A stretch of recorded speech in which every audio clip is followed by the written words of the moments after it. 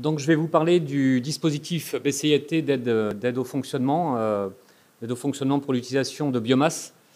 Donc, en fait, a été lancé un appel à projet fin 2020, un appel à projet dans le cadre de ce qu'on appelle le dossier ADEME BCIT, qui était un dispositif d'aide à l'investissement pour nos investissements pour l'utilisation de biomasse ou la substitution d'énergie fossile. Et donc, il y a eu un complément dans le cadre du plan de relance et dans le cadre de la décarbonation de l'industrie. Il y a eu un complément à ce dispositif qui était la mise en place, effectivement, de ce système d'aide au fonctionnement pour l'utilisation de la biomasse en substitution de l'énergie fossile.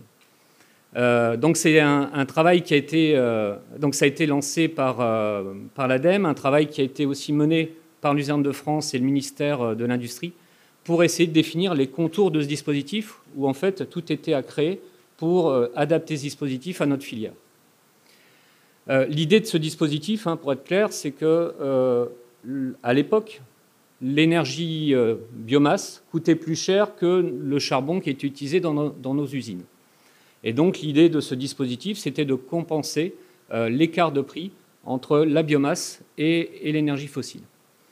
C'est un dispositif nous engageant pour 15 ans. C'est-à-dire que c'est un système qui peut nous aider tous les ans pour compenser le surcoût lié à l'utilisation de la biomasse. C'est un système aussi qui est reposé avec une formule d'indexation qui suivait donc les prix des énergies et du carbone, parce qu'était intégré effectivement dans ces formules d'indexation le paramètre carbone et prix du carbone. Donc en octobre 2020, il y a eu un dépôt de dossier par on va dire la majorité des entreprises de déshydratation. Donc un dossier donc avec un ensemble de descriptifs du projet, avec aussi des engagements de chacun d'entre nous sur un taux de substitution d'énergie sur de l'énergie renouvelable, en particulier de la biomasse. Et donc cet engagement est allé jusqu'à 75%, et je pense que la majorité d'entre nous s'était engagés à substituer 75% de notre énergie par de la biomasse. Ce qui est important aussi dans ce dispositif et dans les dossiers qui ont été déposés, c'est qu'on a eu à déposer aussi un plan d'approvisionnement auprès de la région, auprès des préfectures de région, pour nous réserver des quantités et valider un plan d'approvisionnement pour nos usines en biomasse. Et l'idée étant qu'il y a une ressource en biomasse, on parlait tout à l'heure de disponibilité de la biomasse dans les années à venir, eh bien aujourd'hui c'est géré au niveau régional. Il y a une ressource en biomasse, il faut se la partager. On sait qu'il n'y en aura pas assez demain pour tout le monde. Et donc à partir du moment où on a un plan d'approvisionnement et que les entreprises ont un plan d'approvisionnement, on est assuré d'avoir une partie de cette biomasse qui nous soit réservée. Après, conjoncturellement, ou à quel prix, ça c'est autre chose. Il y a eu une forte intervention de l'Usine de France, et en particulier de Yann, avec un travail auprès de l'ADEME pour effectivement travailler les contours de ce dispositif. Je vous disais tout à l'heure, c'est un dispositif qui était pas du tout ficelé et on l'a un peu adapté à notre métier. Les différentes références, alors dans un premier temps, il y avait une référence gaz pour le prix et le coût de substitution. On est revenu sur une référence charbon. On a travaillé beaucoup la formule d'indexation, puisqu'il faut savoir qu'à un moment donné, la formule d'indexation pouvait être négative, c'est-à-dire qu'on pouvait avoir une aide négative, et donc nous, en quelque sorte, nous taxer parce qu'on utilisait de la biomasse. Donc il y a eu un travail, c'était un peu aberrant, et donc il y a eu ce travail qui a été fait pour essayer de revenir sur cette formule d'indexation. Donc voilà. Donc un gros travail de la part de Yann pour ficeler le dossier. Ça s'est fait en très peu de temps aussi. C'est-à-dire que nous avons eu à déposer pour octobre 2020 l'ensemble de nos dossiers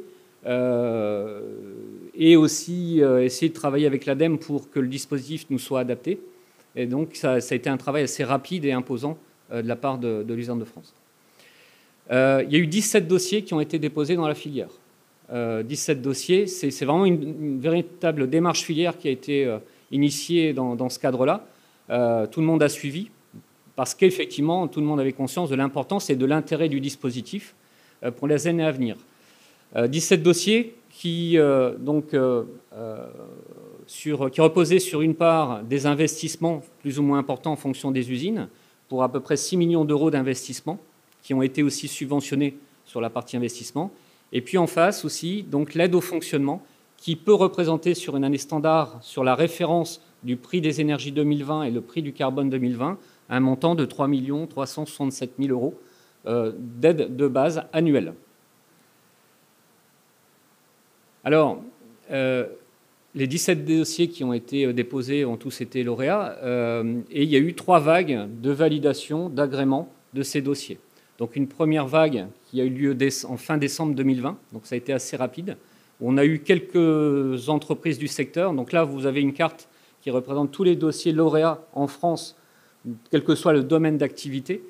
Et on a commencé à avoir nos premières installations, premières usines qui ont été lauréats, et en particulier en Champagne.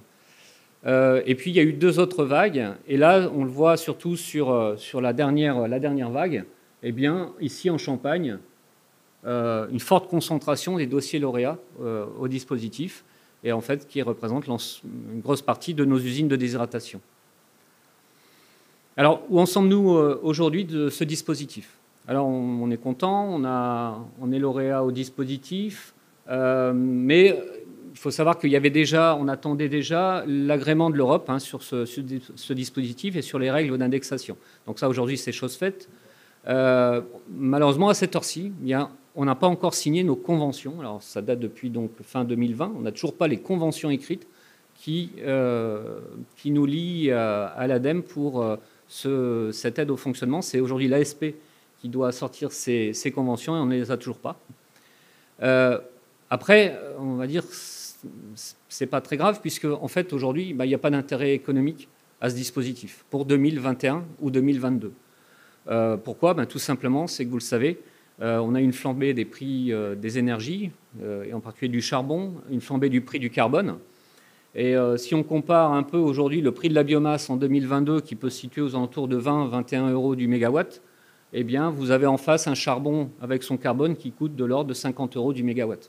Donc, en fait, on ne peut pas justifier aujourd'hui, évidemment, un surcoût lié à l'utilisation du charbon. Par contre, malgré tout, ça a un intérêt. Et ce dispositif a un intérêt, c'est que ça nous a fait bouger aussi, et ça a créé une dynamique quand même pour vraiment le développement de l'utilisation de la biomasse. Et puis l'autre aspect, et je le disais tout à l'heure, c'est le fait d'avoir mis en place des plans d'approvisionnement et de sécuriser l'approvisionnement, non pas auprès des fournisseurs, mais par rapport à une ressource régionale. Après, et je rejoins ce que disait François-Xavier tout à l'heure, c'est vrai que conjoncturellement, on peut se poser des questions sur la capacité de nos fournisseurs à toujours nous livrer en temps et en heure en fonction de la ressource de l'année. Voilà pour ma présentation. Je ne sais pas si vous avez des questions.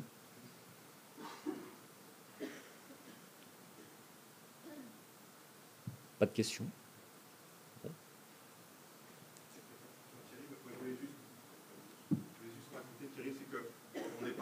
L'objectif, ce que tu as présenté là, c'est l'objectif numéro 4 qui est atteint. Et puis, il est beaucoup plus long, parce qu'on était dans un projet 2026. Là, je ne sais pas si vous avez retenu, on est en 2035, 2036. On est 15 ans de durée. Donc, effectivement, ponctuellement, c'est pas positif et c'est pas économiquement, il n'y a pas une contrepartie économique dans nos entreprises immédiatement. Mais sur la durée, c'est évident que ce sera un excellent projet. C'est un vrai filet de sécurité. Et je pense que pour l'ensemble de l'entreprise, c'est un vrai confort de pouvoir, un, être compris par l'administration, et deux, je pense pouvoir créer un projet novateur, puisqu'à ma connaissance, c'est quelque chose qui n'existait pas au niveau industriel jusqu'à présent. Donc, encore une belle innovation de la filière. Voilà. Et merci évidemment à Luzerne de France pour les appuis. C'est un dossier très, très compliqué.